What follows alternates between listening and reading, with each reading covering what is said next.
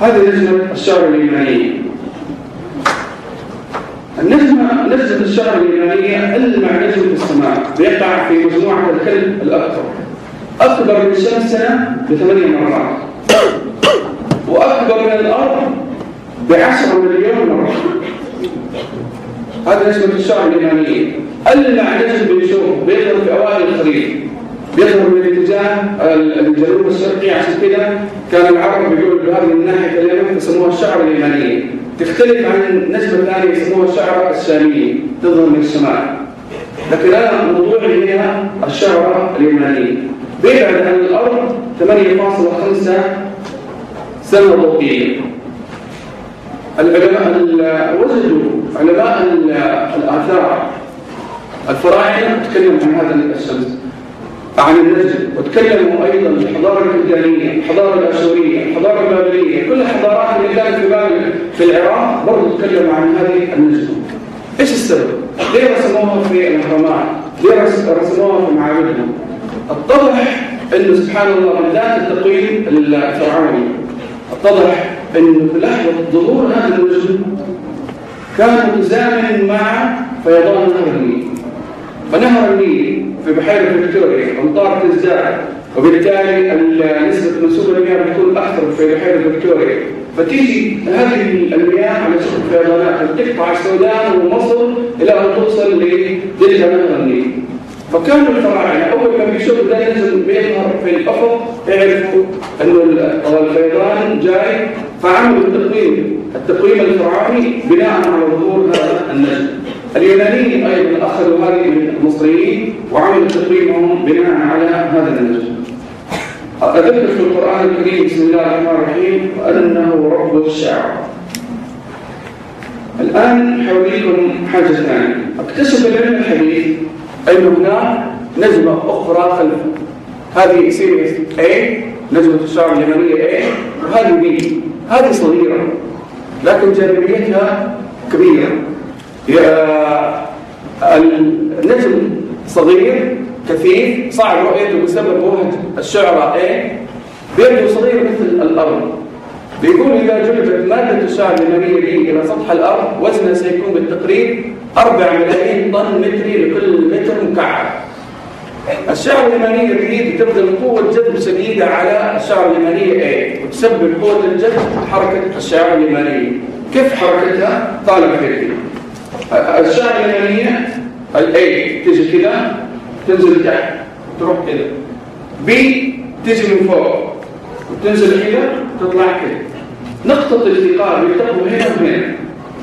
مكان الالتقاء هذه النقطة وهذه النقطة بالحسابات الفلكية طلع كل 49.9 سنة أرضية.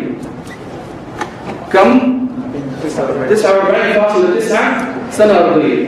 ركزوا على الرقم هذا، ركزوا لسمح، لأنه له مدلول في الإعجاز العلمي في القرآن الكريم. الآن أعرض لكم الفيلم إذا سمحت تتابعوا معايا.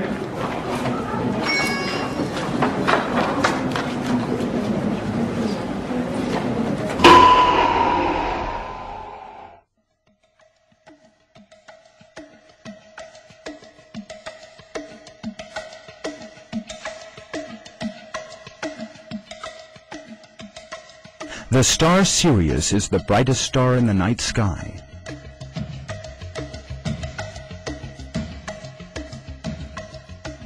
Astronomers have calculated its distance from us at being 8.5 light years.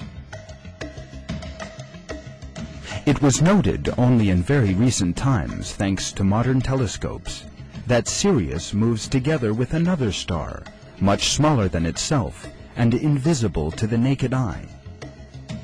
Scientists call this two-star system Sirius A and Sirius B.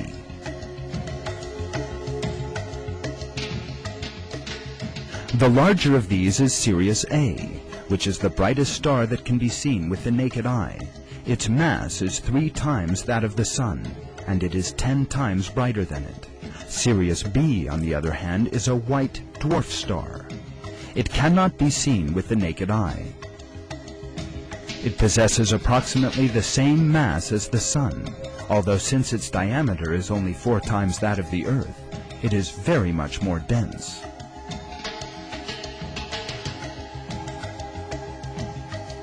The stars in the Sirius system are heading towards our direction at thousands of kilometers an hour. The duration of the rising of Sirius on Earth's horizon is exactly the same as our solar year. In other words, 365 days and 6 hours.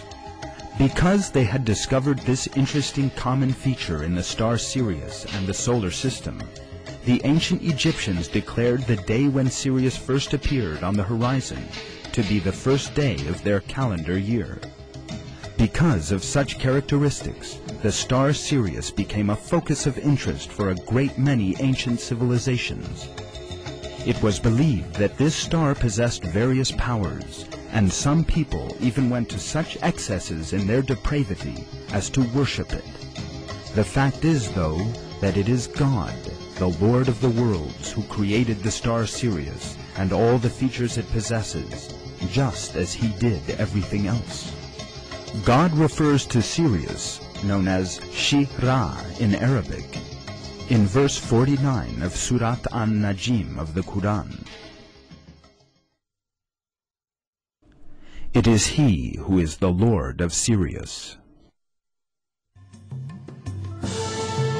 The Sirius double stars orbit in ellipses around one another. The orbital period of Sirius A and B about their common center of gravity is 49.9 years. This scientific data is today accepted with one accord by the Departments of Astronomy at Harvard, Ottawa, and Leicester universities. This information is reported as followed in various sources. Sirius, the brightest star, is actually a twin star. Its orbit lasts 49.9 years. As is known, the star Sirius A and Sirius B orbit each other in a double bow every 49.9 years. The point requiring attention here is the double, bow-shaped orbit of the two stars around one another. We've seen that the star Sirius is referred to in Surat an-Najm, verse 49. We also encounter a very wise analogy in verse 9 of the same surah. He was 2 bow lengths away, or even closer.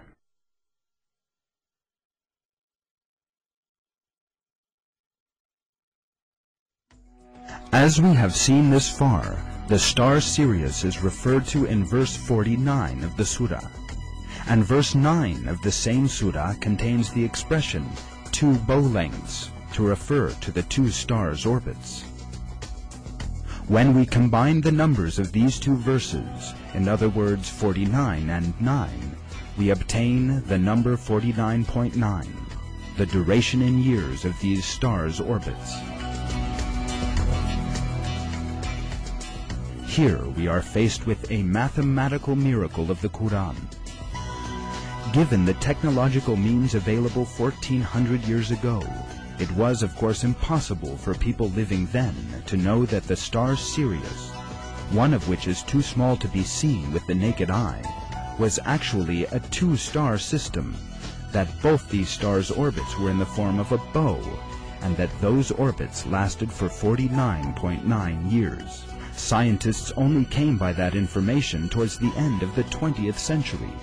Yet our Almighty Lord, the Creator of everything from nothing, the absolute ruler, has miraculously revealed these facts in the Quran. And God knows best.